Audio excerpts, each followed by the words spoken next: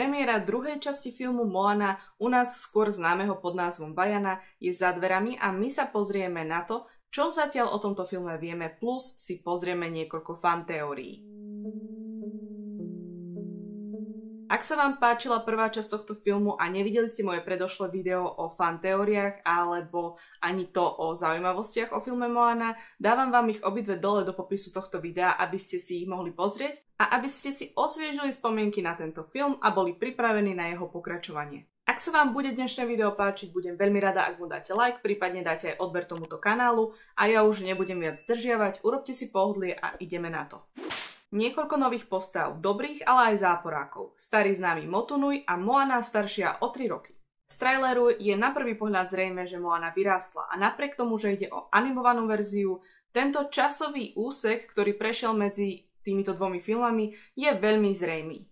V niektorých momentoch sa dokonca zdá, ako by prešla o mnoho dlhšia doba. Toto pokračovanie sa odohráva o 3 roky neskôr a Moana má tak v druhej časti 19 rokov, avšak jej rodičia vyzerajú, ako by prešlo aj viac ako 10 rokov. Väčšina však asi čakala nielen zmenu vo výzore postav, ale možno aj zmenu prostredia. No ale predsa ide o ich domov, mnoho rokov sa nikto z nich neplavil po oceáne a tak je pochopiteľné, že sa im celkom ťažko odputáva od miesta, ktoré poznajú. Každopádne ďalšou známou postavou, na ktorú sa teší asi väčšina divákov tohto filmu, je Maui. Podľa traileru sa stretnutie Moany a Mauiho začne takým vtipom. Maui naskočí na loď a v ruke mu pristane Hej, ktorého označí ako snack. No a hneď na to mu do druhej ruky pristane prasiatko Pua, čo označí ako Boat Snack Upgrade, slanina a vajcia. No a prečo Moana nezobrala prasa už naposledy? Táto scéna nám zároveň veľmi jasne ukazuje, že súčasťou nového dobrodružstva nebude len Hej, ale tentokrát to bude aj prasiatko Pua. Taktiež v traileri môžeme vidieť, ako sa Moana stala tak trochu legendou medzi domácimi obyvateľmi. Rozpráva mi príbeh o tom, ako sa stretla s Mauim a ako spoločne zachránili a vrátili srdce Te-Fiti.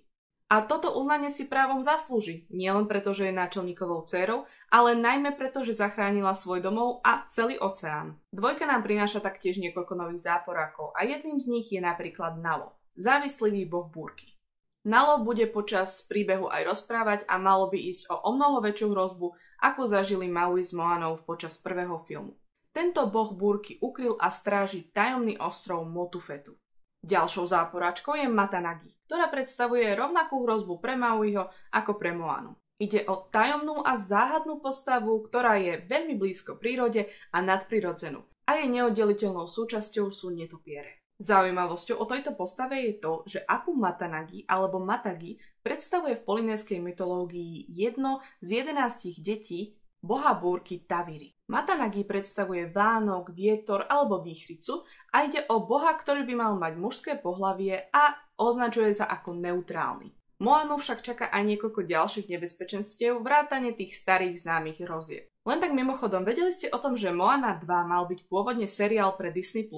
Tento seriál mal výjsť ešte v roku 2020, avšak tvorcovia sa neskôr rozhodli, že z neho bude dobré pokračovanie prvej časti. Toto a niekoľko ďalších maličkostí ale vzbudzujú obavy, či bude Moana 2 naozaj tak dobrý film, ako by sme očakávali, alebo ako bola jednotka. Informácia o tom, že vôbec bude vydané nejaké pokračovanie, bola zverejnená nejakých 9 mesiacov dozadu, čo je extrémne krátka doba a predtým neboli žiadne náznaky, že by toto pokračovanie malo prísť. Toto by teoreticky mohlo súvisieť práve s tou zmenou zo seriálu na filmový formát, avšak je aj ďalšia vec, ktorá týchto 9 mesiacov dozadu ešte stále nebola istá.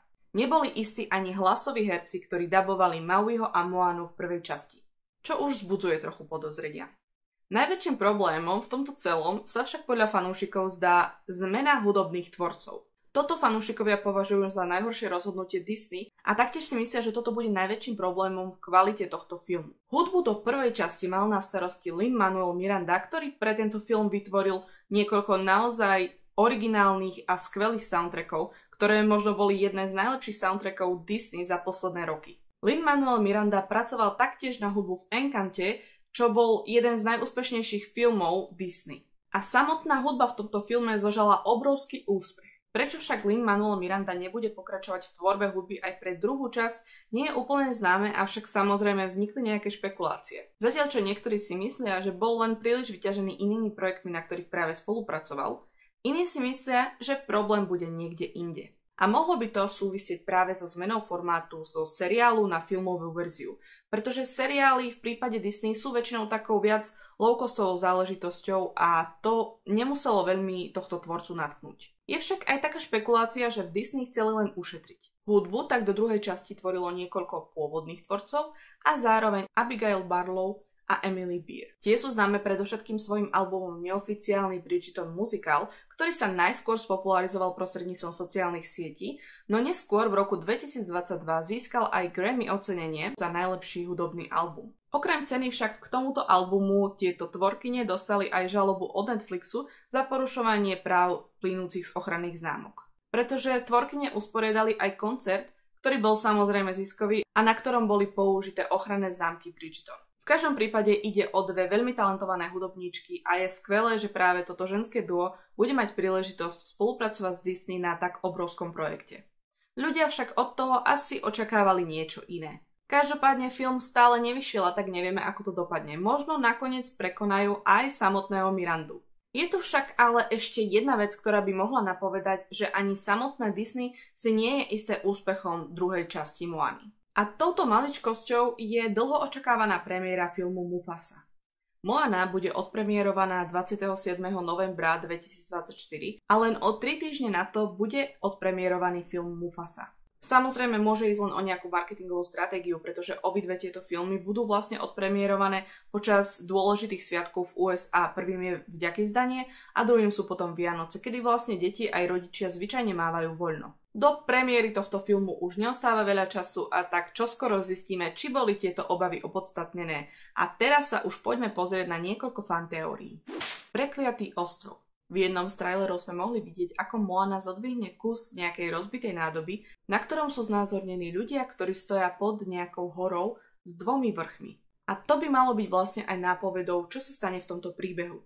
Niekto musí vstúpiť na územie toho ostrova, aby ho zachránil pred kliatbou, alebo aby bola tá kliatba prelomená. Čo si ale väčšina ľudí nevšimla, je to, čo sa nachádza nad týmito horami. Vyzerá to buď ako nejaké hviezdičky, alebo vtáci, ktorí lietajú po oblohe, alebo taktiež aj ako netopiere. Áno, presne tie netopiere, ktoré sú súčasťou Matangy. Podľa teórie by mohli ľudia z niekoľkých iných ostrovov osídliť tento nový ostrov. No potom sa tam zjavila Matangy a zakliala celý ostrov a všetkých jeho obyvateľov premenila na netopiere. A tak by Moaninou úlohou nebolo len zachrániť ostrov, ale aj všetkých jeho obyvateľov, ktorí sú momentálne v inej ako ľudskej podobe. Žiarivá veľryba alebo žralok. Vizuálne veľmi zaujímavým prvkom jedného z trailerov je táto žiarivá modrá veľryba, alebo by mohlo ísť aj o žraloka veľrybieho.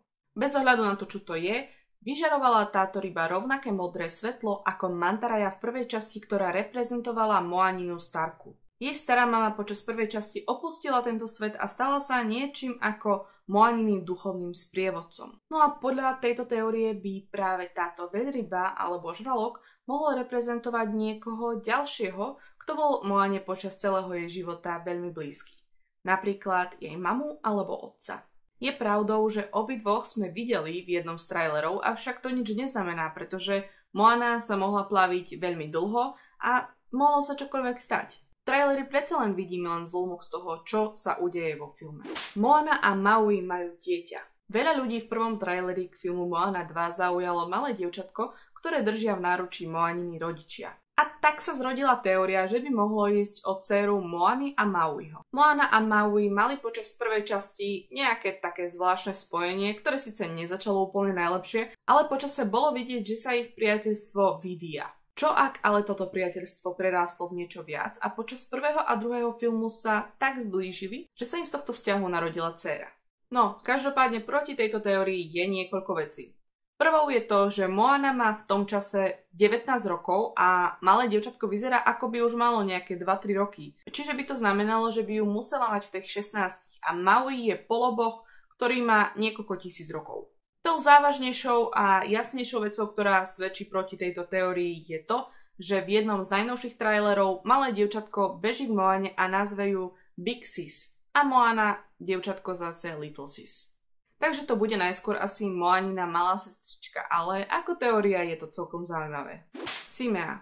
Zákerný plán Disney. Pri tomto malom dievčatku ešte na chvíľku ostaneme a keďže ide o novú postavu, tak je jasné, že sa všetkým zdá zaujímavá. Už sme si povedali, že veľmi pravdepodobne pôjde o Moaninu malú sestričku Simeu. Simea môže mať zhruba 2-3 roky a práve s jej vekom sa spája táto teória. Presne pred 3 rokmi Moana zažila dobrodružstvo na mori. A vyzerá to tak, že jej rodičia si nemysleli, že sa niekedy vôbec vráti. A preto popracovali na novom dedičovi, ktorému budú môcť venovať celé toto dedičstvo a taktiež aj náčelnícku funkciu. Podľa pôvodných konceptov mala byť Moana jedným z 10 detí.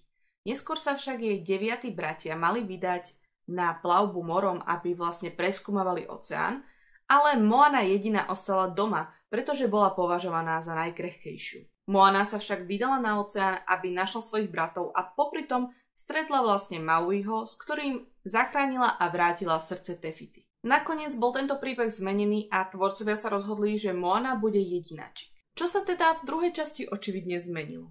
Kde je v tomto zahrnutý ale ten zákerný plán Disney? V prvej časti sme mali možnosť vidieť malú Moanu, ktorú si všetci okamžite zamilovali. A práve kvôli týmto pozitívnym ohlasom mala byť pridaná malá Simea. Malé rozkošné dievčatko, ktoré zaujme ľudí a deti si budú chcieť kúpiť jej hračku. Pravdepodobne hlavne tie menšie, ktoré sa s ňou budú vedieť lepšie stotožniť. A Disney tak bude mať okrem vyšších ziskov aj ďalšiu možnosť pokračovať v príbehu, ak by druhá časť bola náhodou veľmi úspešná. Zodpovedanie otázok po prvej časti.